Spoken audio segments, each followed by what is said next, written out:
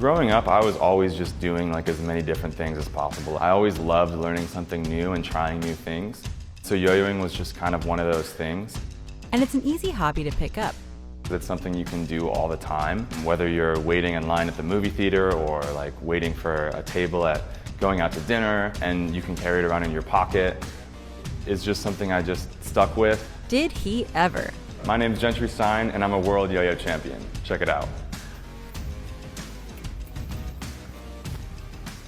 So yo-yos are my job, so I basically compete in yo-yo contests, travel all around the world to teach people how to yo-yo, and basically just share my passion for yo-yos. Stein has more passion than most do for this toy. It's love at first sight when school kids get a glimpse of the latest in yo-yos and yo-yo techniques. The yo-yo is hardly a new amusement. The ancient toy was once made of clay and dates back centuries.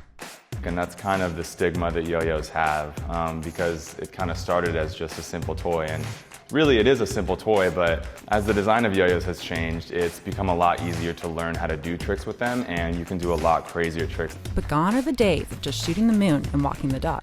Modern yo-yos roll on sealed ball-bearing axles and slippery synthetic strings, which have opened up entirely new tricks and routines.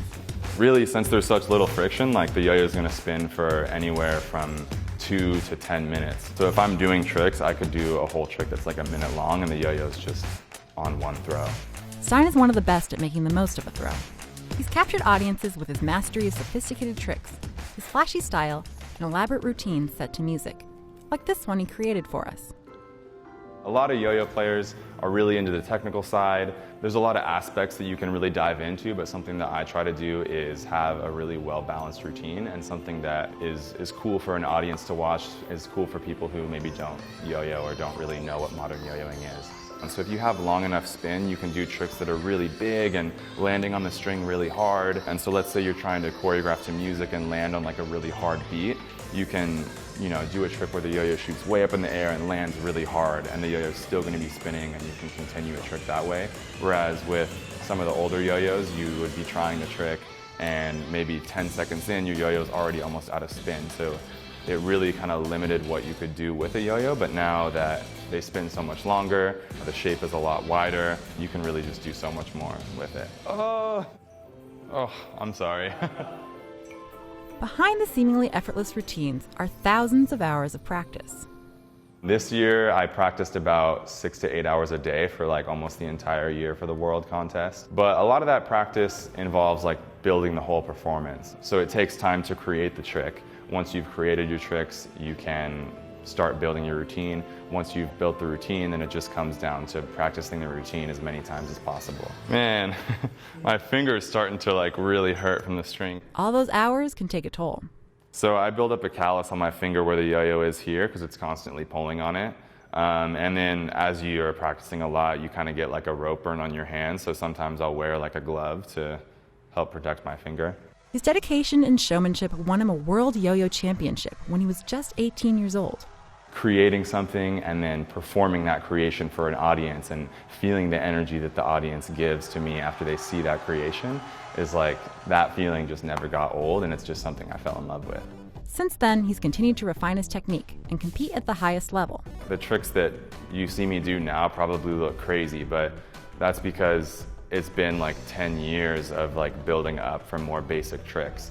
And a lot of the tricks I'm doing too are very like basic, simple things that are happening, but they're happening, like a lot of them are happening in a small amount of time. And like all yo-yoers, he started with the basics. So there's a foundation of tricks that you can learn when you're first getting into it, and then once you reach that certain level, then really that sets you up to create all kinds of different tricks that maybe no one has ever seen before. So it really becomes like this performing art where you're showcasing like these creative maneuvers and movements. Stein showed us a few foundational moves and how he builds on them to create intricate, original tricks. The first set of moves he broke down were mounts. And all a mount really is landing the yo-yo on a string with the string around your fingers in a different formation. Those formations can be super basic, like the trapeze, where the yo-yo swings around the index finger. Or they can be a bit jazzier, like the double or nothing mount, where the yo-yo is wrapped around even more fingers. Or the wrist mount, where, you guessed it, the yo-yo hangs near the wrist.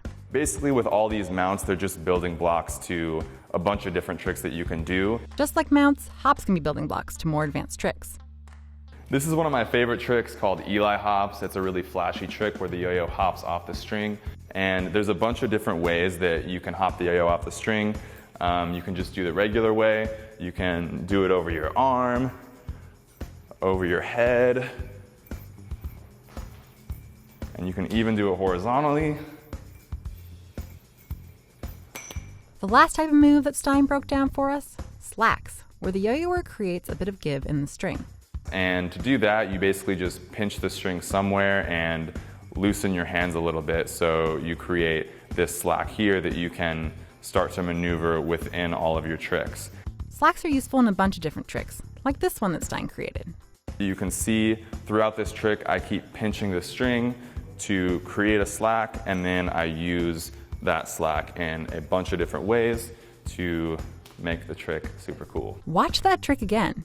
There's a reason why he's a world champion.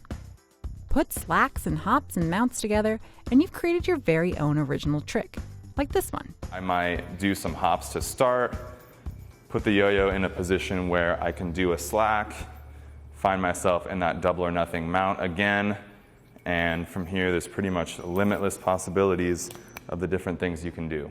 Working horizontally opens up a whole new set of possibilities. These are super hard.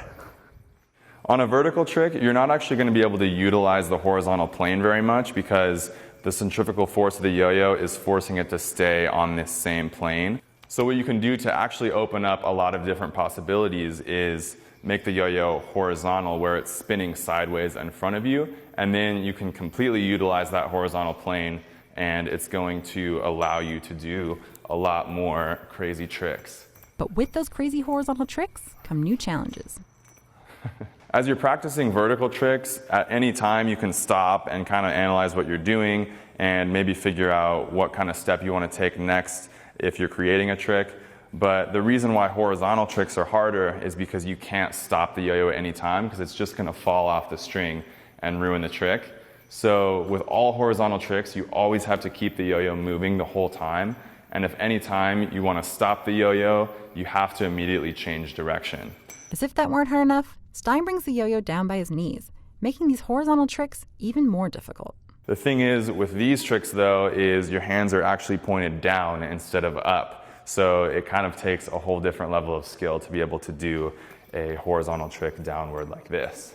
And then, of course, there's the performance side of things. Something I really like to do to take the tricks to the next level is start incorporating body movement, and this to me makes the trick look a lot more interesting. And if you want to get extra flashy, you can even jump over the yo-yo.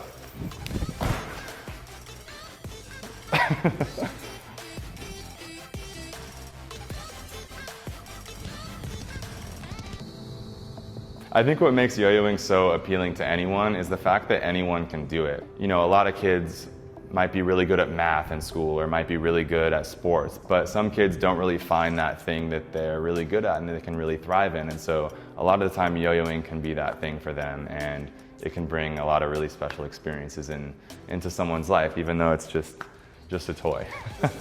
Yeah.